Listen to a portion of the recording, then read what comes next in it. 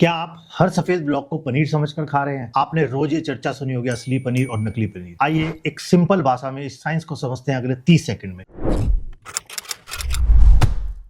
असली पनीर दूध से बनाया जाता है, जिससे उसमें दूध के fat, SNF, solid but not fat, protein, casein के रूप में उपलब्ध रहते हैं और बायो अवेलेबिलिटी के रूप में कैल्शियम और अन्य मिनरल रहते हैं। असली पनीर खाने में बहुत सॉफ्ट होता है, बहुत देर तक मुंह में उसका क्रीमी टेस्ट बना रहता है, लेकिन उसकी सेल्फ लाइफ कम होती है, जो रेफ्रिजरेशन में रखने के लिए सिर्फ 2 से 3 दिन ही चल पाता है। लेकिन उसके अंदर पूरे के पूरे न्यूट्रिशन मौजूद होते हैं, प्रोटीन के रूप में और फैट के रूप में। असली पनीर खाने से सटाइटी, जिसको हिंदी में कहा जाता है, आपको पेट भरा हुआ महसूस होता है। ये असली पनीर के गुण होते हैं। और नकली पनीर, इसको टेक्निकल भाषा में एनालॉग पनीर कहा जाता है। Analog paneer vegetable oil, starch और अन्य पदार्थों से मिलाकर बनाते हैं। अगर बहुत गनीमत हो तो इसके अंदर थोड़ा सा एसएनएफ यानी कि प्रोटीन मिल्क पाउडर डाल दिया जाता है। ये चबाने में बिल्कुल रबड़ जैसा होता है और इसको खाने के साथ आपका टेस्ट न्यूट्रल रहता है। असली और एनालॉग पनीर का एक और बहुत बड़ा डिफरेंस आप यदि देखना चाहें तो आप उसे देख सकते हैं कि असली पनीर हीट करने के बाद थोड़ा सा मेल्ट हो जाता है, यानी कि टूट जाता है और उसको डी शेप कहते हैं, डी शेप हो जाता है।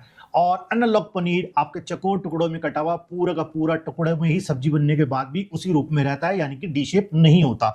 वो रबराइज तरीके का मुंह में चबाने पर एक इफेक्ट देता है। असली और नकली पनीर की प्राइसिंग के बारे में भी एक बार बात कर लेते हैं कि उसकी कॉस्ट क्या आती है। असली पनीर को बनाने के लिए यदि बहुत ऑटोमेटेड फैक्ट्री है तो लगभग 9 लीटर दूध की आवश्यकता होती है और कॉटेज इंडस्ट्री में लगभग 10 लीटर दूध की आवश्यकता होती है। अच्छी से अच्छी क्वालिटी का दूध लेंगे तो आपको लगभग 500 से 550 रुपए का दूध चाहिए होता है। ऑटोमेटेड फैक्ट्री में पनीर बनाने के बाद वे प्रोटीन के रूप में आपको वे प्राप्त होता है, जिसकी कीमत लगभग 40 रुपए के करीब रियलाइज होती है, जिसके अगेंस्ट आपको 50 से 60 रुपए पनीर की प्रोसेसिंग की कॉस्ट देनी पड़ती है, यानी कि फिर से नेट पनीर की कॉस्ट आपको 500 रुपए आती है। एनालॉग पनीर बनाने के लिए आपको वेजिटेबल ऑयल चाहिए होता है, स्टार्च चाहिए होता है, इमल्जीफायर चाहिए होते हैं और यदि आपने थोड़ा बहुत एसएनएफ डाल दिया तो ठीक, और वो लगभग असली पनीर की आधी कॉस्ट में आपको प्राप्त हो जाता है। होटल इंडस्ट्री और dhaba industry, road side restaurant जिन्हें कहते हैं, वो एनालॉग पनीर का रूप में ज्यादा प्रयोग करते हैं, क्योंकि वो अफोर्ड नहीं कर सकते कि उनके पनीर बनाने पे पनीर टूट जाए और डी शेप दिखे, जो अच्छा ना दिखे। होटल में आदमी खाना खाने से पहले पनीर की शेप देखकर पनीर को खाता है और उसको पूरा चकोर पनीर, सुंदर दिखने वाला पनीर उसके डिश में, उसकी सब्जी में,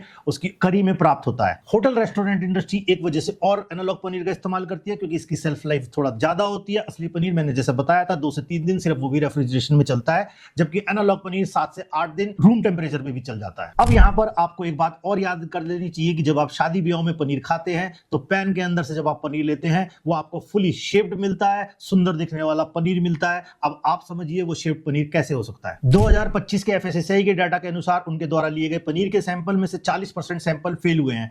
अब वो कितने सैंपल कर पाए थे? क्या FSSAI road side dhaba, hotels वगैरह के सैंपल्स भर पाता है? जो कॉटेज इंडस्ट्री है उसके सैंपल भर पाता है या नहीं भर पाता? ये भी एक सोचने का विषय है। एक और डेटा पे बात कर लेते हैं, वो है आईटीसी लैब के द्वारा दिए गए रिजल्ट्स। तो आईटीसी लैब यहां बता देते हैं कि आईटीसी लिमिटेड का हिस्सा नहीं है, लेकिन वो एफएसएसएआई और एनएबीएल की एक अच्छी मानी जानी बहुत पुरानी लैब है। उनके अनुसार 2025 में 80% पनीर के लिए गए सैंपल फेल हुए हैं और वो भी एक पब्लिश रिपोर्ट के अनुसार है। तो यदि आप सेहत के लिए खा रहे हैं तो कम खाएं, लेकिन असली पनीर खाएं, और यदि आप सिर्फ देखने के लिए खा रहे हैं तो आपका काम एनालॉग पनीर से चल सकता है। Food fact, no filter.